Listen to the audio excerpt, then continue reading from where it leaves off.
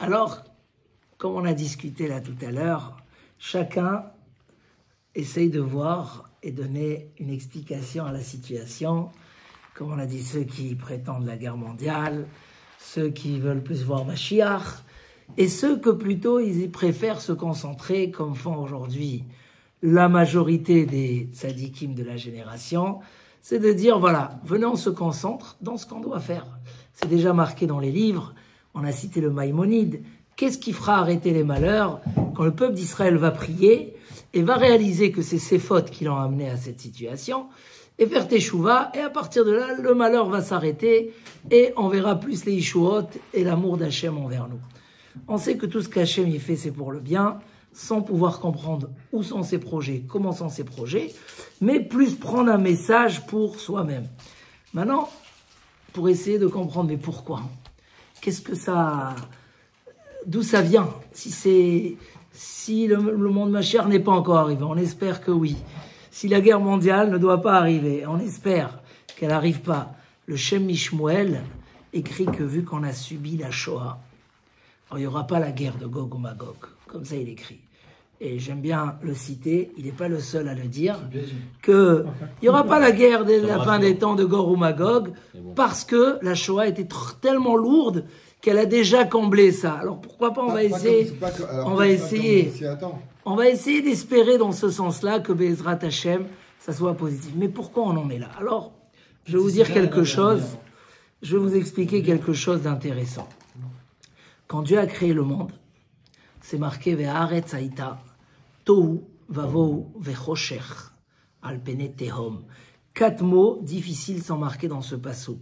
Tohu, tohu, bohu, l'obscurité. Chachamim disent que dès que Dieu il a créé le monde, et il a mis le destin du monde et de la raison de la création du monde, c'était pour donner au monde le Gan Eden, le Olam Haba, alors il a mis 4 royautés qui vont être contre la royauté divine, donc contre le peuple d'Israël. Ces 4 royautés, on les a passées dans l'histoire. C'était déjà prévu d'avance que notre travail ne va pas être un travail facile, sinon il n'a pas de valeur. C'est comme le footballeur qui est devant les buts.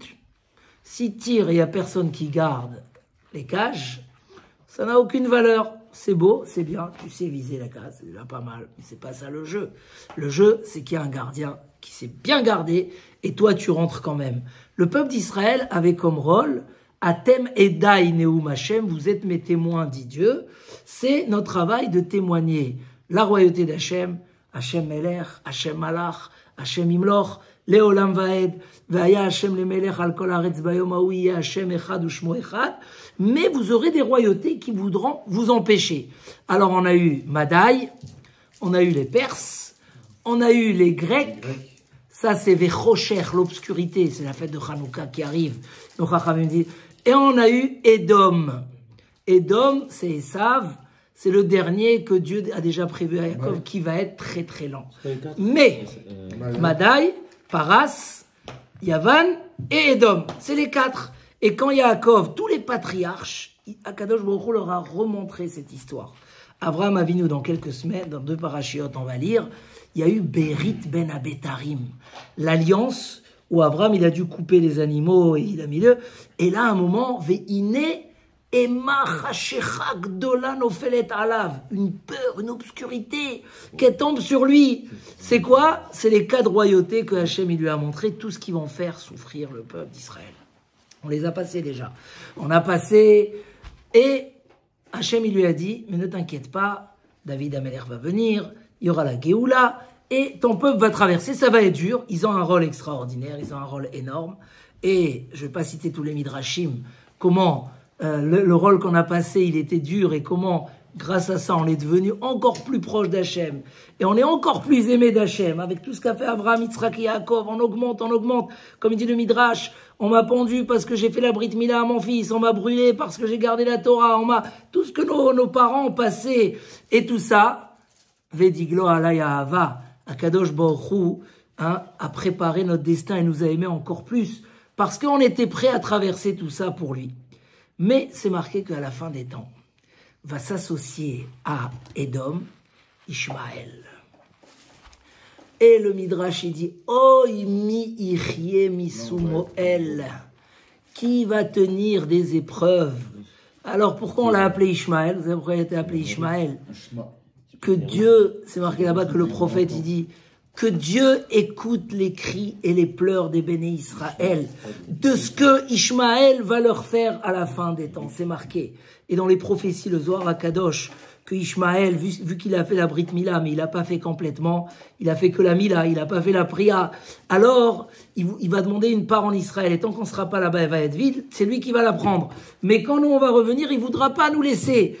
Et c'est marqué, je ne veux pas citer tout ce qui est marqué, je pourrais vous le citer tout à l'heure, que c'est déjà prémédité d'avance, c'est déjà prévu dans les prophètes, que la fin des temps, ça va être Ishmaël qui va être là pour faire souffrir les béné Israël. Et c'est déjà prévu dans l'histoire, ça fait partie dans l'histoire, et c'est pour ça que Ishmaël, Dieu dit au béné Israël, je l'appelle comme ça pour que vous vous rappelez. Dès que ça sera comme ça, Dieu est prêt à vous écouter. Donc il faut les tfilotes. Il dit que vu que c'est la solution que Abraham nous a déjà prévue, quand il lui a donné ce nom-là, c'est qu'on devra prier à Kadosh Baruch Hu. Donc, est-ce que c'est Mashiach, machin? On ne sait pas, on n'est pas des prophètes. Mais ce qu'on sait, c'est déjà prévu dans les épisodes de la fin des temps. Ce qu'écrit le Or HaChaim HaKadosh sur ce qu'ils vont nous faire, c'est exactement ce qui s'est passé à Simchat Torah. Mamash, il écrit là-bas qu'est-ce qui va se passer, des choses catastrophiques. Donc, on passe ces épisodes de la fin des temps où Mi Ichye Mi Sumoel, c'est prévu que Ishmaël va nous faire. Et ça fait des années que ça dure. Déjà depuis l'Or HaChaim, il parlait des galères, etc., que le Ham Israël y subit.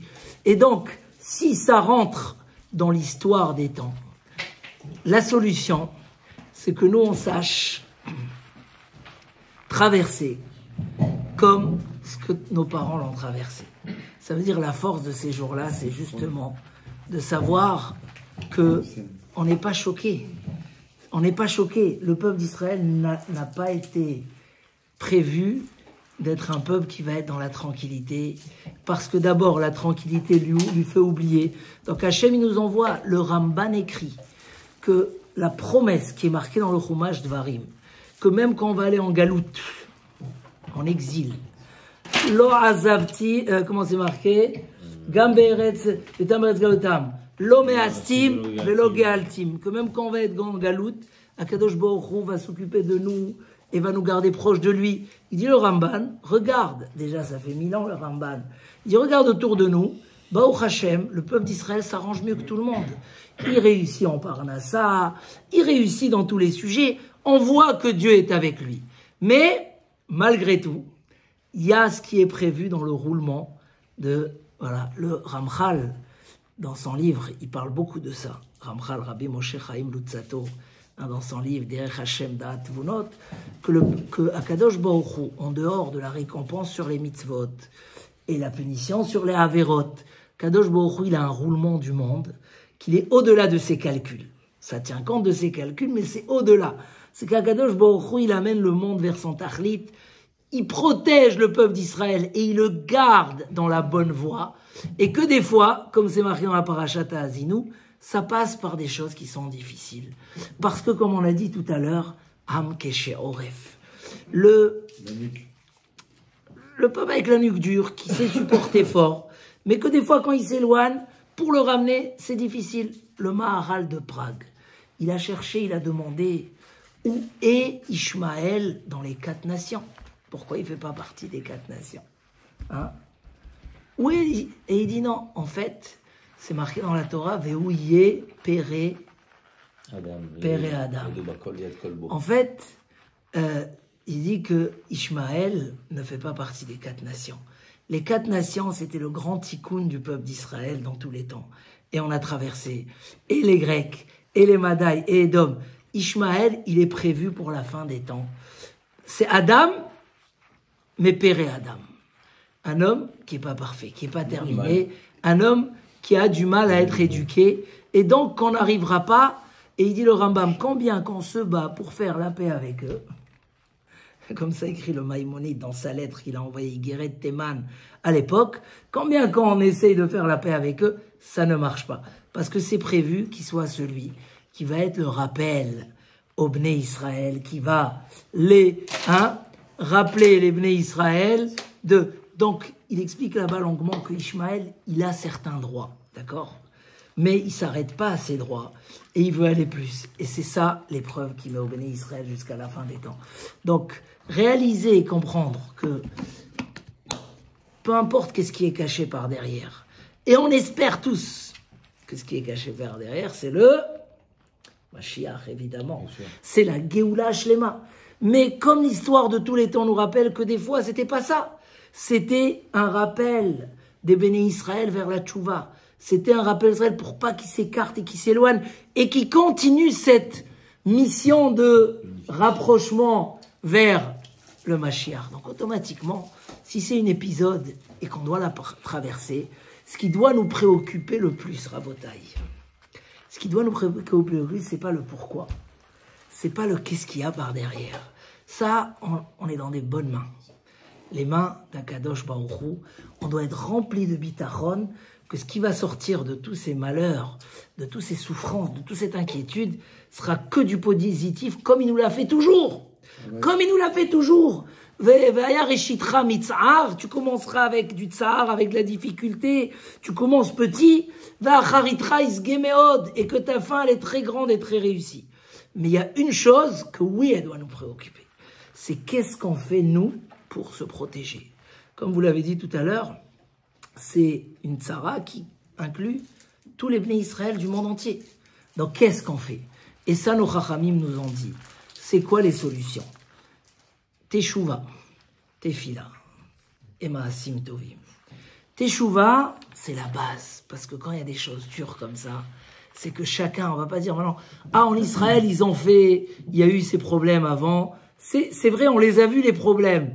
On a vu qu'il faut se renforcer dans l'amour de son prochain parce qu'il y a eu un manque de hardout, etc. Mais notre travail, c'est nous. Chacun, maintenant on va pas aller en Israël, à Tel Aviv, leur dire pourquoi vous avez fait ça à Kippour. C'est pas notre devoir. Ça peut nous permettre à comprendre des choses, à apprendre des choses. Mais notre devoir, c'est chacun ici. Chacun, soi-même, sa femme, ses enfants. Qu'est-ce que je dois faire? Est-ce que je peux dire quand j'arrive à la maison maintenant, Gamarnou, avec cette situation, je veux Shabbat, à la maison, c'est du 100%. Jérémy, qu'est-ce que tu dis? Gamarnou. Shabbat, c'est une des plus belles protections du clan Israël. Béni ou ben béni Israël. Un juif qui a commencé, qui a fait tchouva. Comment on a dit que le Chazonish disait, pendant la guerre, il disait les gens, ils ont peur des bombes. Moi, j'ai peur du Chilul Shabbat. Parce que les gens, ils transgressent le Shabbat, ça me fait peur plus. Parce que c'est ça la raison. Donc, on répare ces choses-là. Chacun réfléchit. La tfila, très important. Parce que c'est la solution principale. Vaïtsa'akou béné Israël el Hashem. Le Rambam, il dit, celui que dans ces périodes, il crie pas Hashem. Nous, par exemple, on essaye de faire 2 mizmor Tehillim le matin et le soir à la synagogue. Moi, je lis un pasouk, tout le monde, il lise par derrière. Et des fois, je sens une tendance comme ça à rabaisser.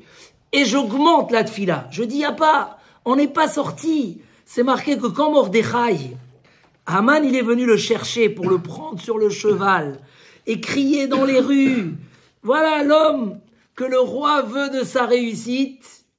Dès qu'ils ont fini ça, c'était un signe de Géoula. Oui.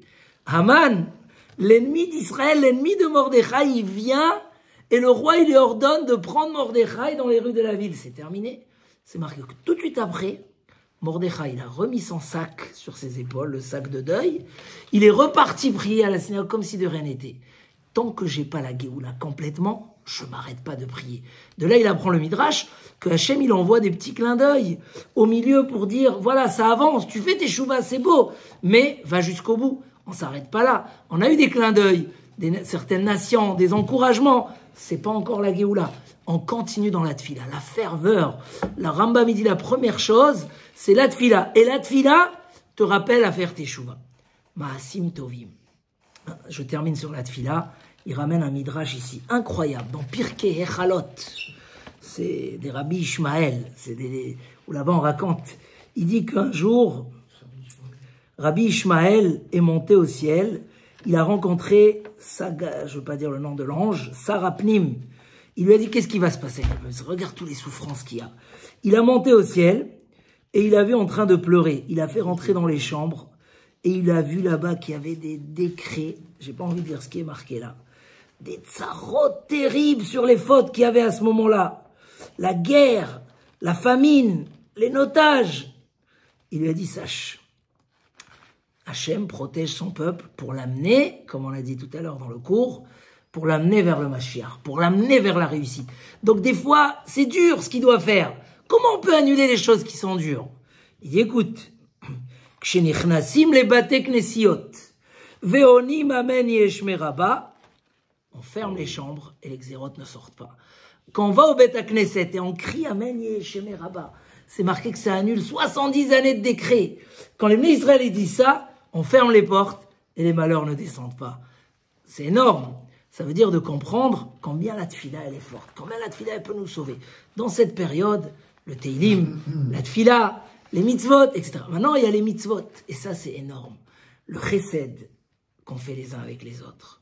Le fait de juger tout le monde positivement. C'est pas évident. Là, on est un peu en stand-by. Tous, on est en stand-by. Donc, c'est sûr qu'on va pas se disputer dans cette période, qu'on va, allez, c'est pas grave, entre juifs, etc. Mais, le Yetzer Hara de la dispute, le Yetzer Hara de juger négatif son prochain, le Yetzer Hara de fermer les yeux quand quelqu'un il a besoin de nous, c'est un très grand Yetzer Hara. Et c'est quoi la solution? C'est justement dans ces périodes de prendre sur soi le chesed sans limite. Le chesed sans limite. J'ai lu tout à l'heure une histoire, sans être trop lent, mais il y avait, comment il s'appelait, le Rav Menachem Mendel de Tchernobyl. C'était un homme, toute sa vie, chesed. Tous les vendredis, distribué aux pauvres. Donc il fallait ramasser pour redistribuer. Quand il y avait, à l'époque, il y avait beaucoup les juifs qui étaient jetés dans les prisons parce qu'ils ne payaient pas, ils n'avaient pas de quoi payer les locations, etc. Il laissait jamais un juif en prison. Quand il est niftar, son fils, Rabbi Mordechai, a repris ce travail-là. Et a fait encore plus que son père. Et malheureusement, un jour, la police, elle arrive, elle le prend, elle le jette en prison. Les prisons de l'époque, c'était les grottes.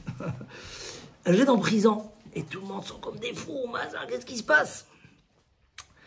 Alors on va et machin, et on entend qu'on lui a cousu une histoire catastrophique et qui risque de passer longtemps en prison.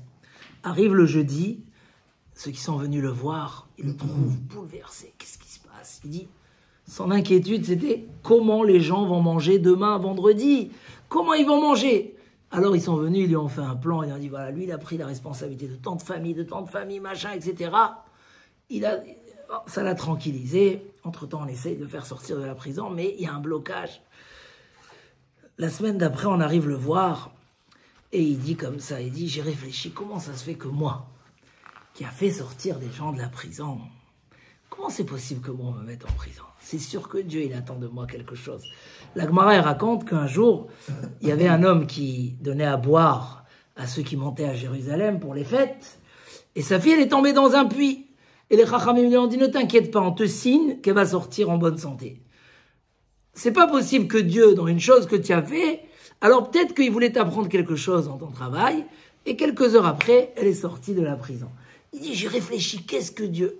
Et ma conclusion, c'était, certainement que Dieu voulait que je sente la souffrance de quelqu'un qui est en prison. Pour que quand il y a quelqu'un, je ne tarde pas 1 ou 2 jours pour le faire sortir.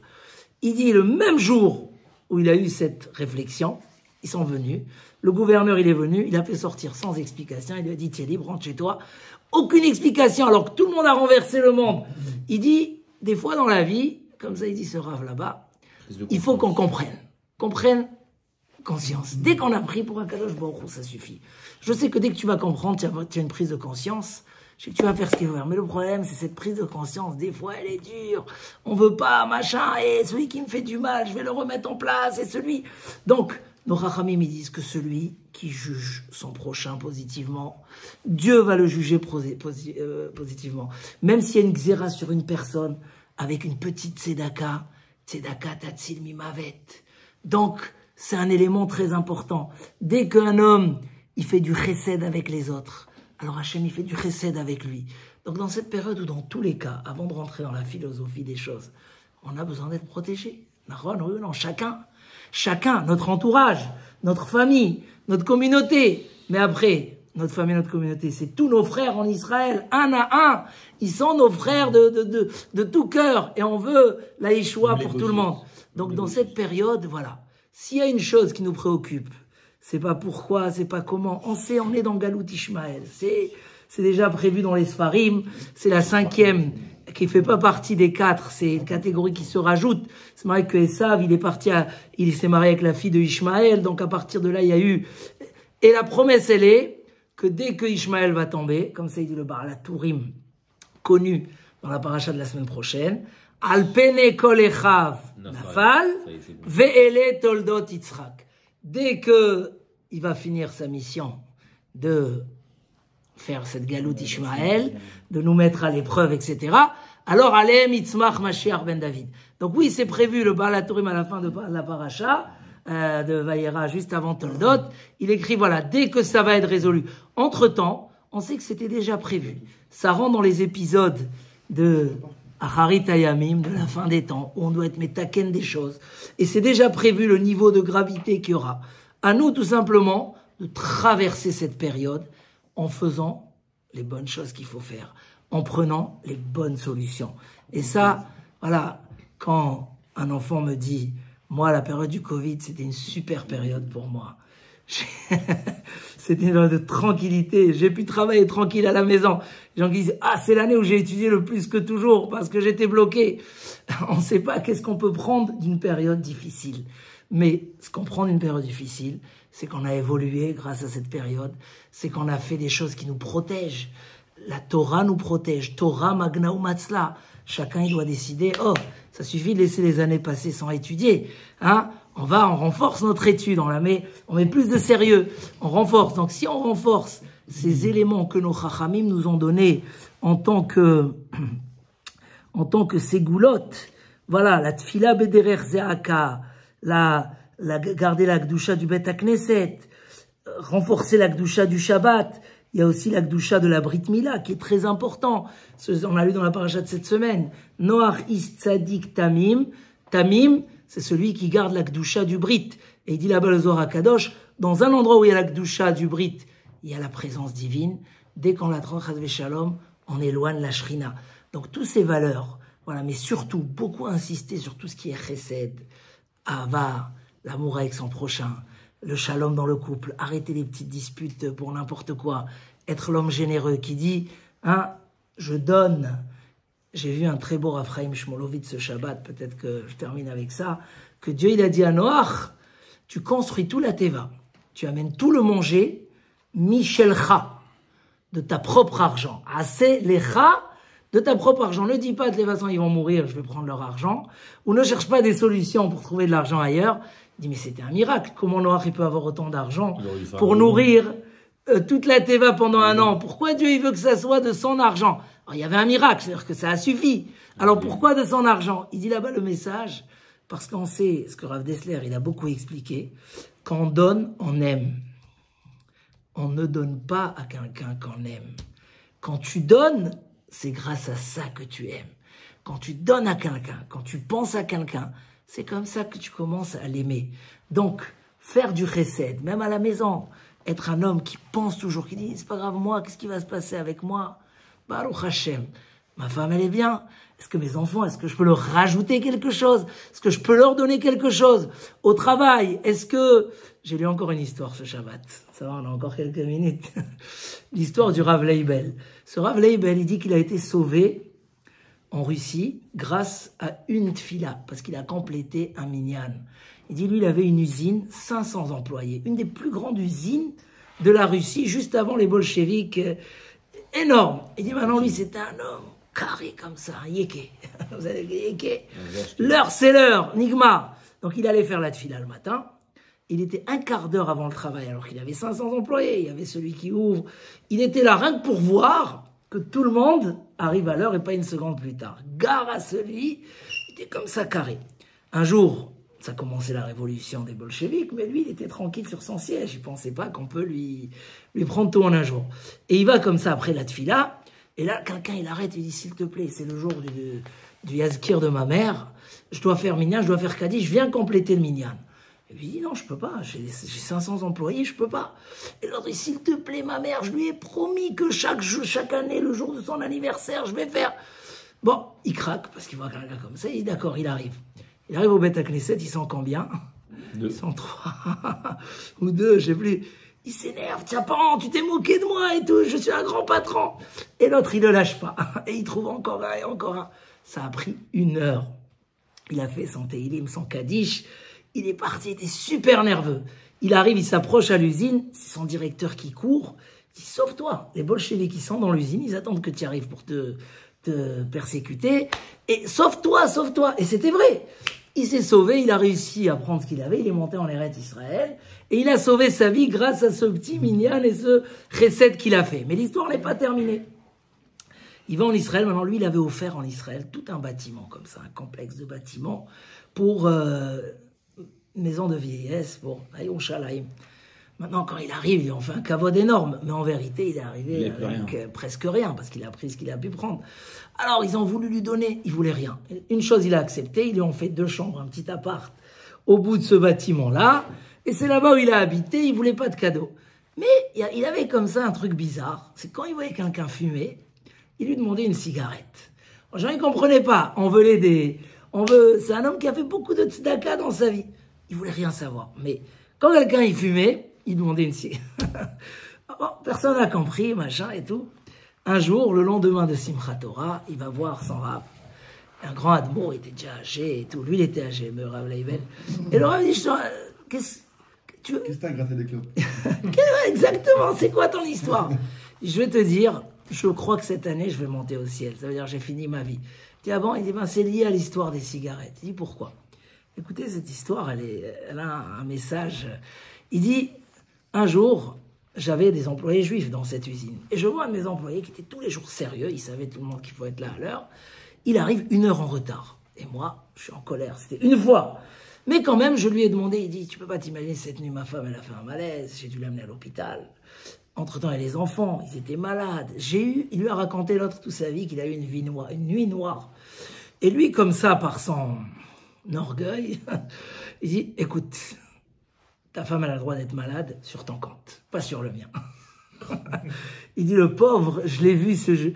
Mais j'étais tellement fier de moi et sûr de ma rigueur que ça m'a pas dérangé que je l'ai vu s'écrouler en entendant, parce que c'est quelqu'un de sérieux qui vient pas au travail. Bon, il est parti. Maintenant, ça m'a rien dit, j'ai oublié de cette histoire. Mais là, depuis que je suis en Israël, j'arrive pas à oublier cette méchanceté que j'ai eue envers cette personne. Il dit, comment j'ai pu, un homme qui me raconte sa tristesse, sa douleur, etc., comment je peux, à la place de rassurer, de le renforcer, il dit, mais c'était pas par méchanceté, c'était un peu par, je sais pas comment dire, par idéal, c'était comme ça. Il dit, j'ai décidé de faire tchouva sur ça. Et je veux me faire pardonner. Donc quand je demande une cigarette, j'espère que la personne me jette comme un chien. Et au moins, c'est la seule chose où je ne demande pas grand-chose. Et je me dis, je vais me faire pardonner. Et en fait, les gens, ils me respectent beaucoup. Et tous les cigarettes qu'on me donne, c'est avec un sourire. Et là, il dit, avant au Shana Rabbah de cette année, j'ai demandé à quelqu'un, il m'a dit, écoute, si tu veux fumer, sur ton compte, pas sur le mien. Exactement la phrase qu'il avait dit à l'autre. Il dit, donc je sais que j'ai réparé ma faute. Et Béhémet, cette année, il est niftar. Il dit, j'ai réparé. Mais Al-Kol Panim, j'ai trouvé que cette histoire, elle avait un message extraordinaire. Des fois, on est dans une situation de confort où on ne comprend pas que l'autre, il peut être dans une difficulté. Des fois, même avec sa femme. Des fois, on ne peut pas imaginer qu'elle n'est pas bien et que elle va te faire une crise parce qu'elle n'est pas bien et c'est pas qu'elle veut. Et avoir, voilà, beaucoup de gentillesse. Le chesed, c'est un des éléments protecteurs les plus forts que la Torah. Il a dit à ce converti, ce que tu n'aimes pas qu'on te fasse, ne le fasse pas aux autres. Mais ça va au-delà de ça. Ça veut dire, en fait, de là, il voulait lui dire, avec ça, une fois que tu vas être éveillé à ce détail, tu vas être éveillé à toute la Torah. Parce que dès que tu vas faire attention, parce que tu fais pas ça pour ton plaisir, tu fais ça parce que la Torah t'a demandé. Donc à partir de là, tu vas te dire, alors aussi, vis-à-vis d'Akadosh Baruch Hu, il me demande de faire Shabbat, il me demande... Donc essayez Bezrat Hashem, voilà. Moi je crois que cette période, c'est en même temps une protection, c'est en même temps un srout pour tout le clan d'Israël, c'est en même temps prendre les épreuves de la galoute, qui sont déjà là. Hein, on a passé l'Inquisition, on a passé les pogroms, on a passé... aujourd'hui, on a passé aussi, on est en train de passer, on est en plein milieu. Et celui qui sort fort de ces situations-là, c'est celui qui a pris comme ça les bonnes résolutions, ce que la Torah nous conseille de faire. Et Bezrat Hashem, on va casser tous les décrets. Et il y aura des Ishuot, Gedolot et Niflaot, là nous le Chol Israël, avec la Géoula, et Bezrat Hashem avec le Mashiach Bekarov, avec Ken Yiratzon.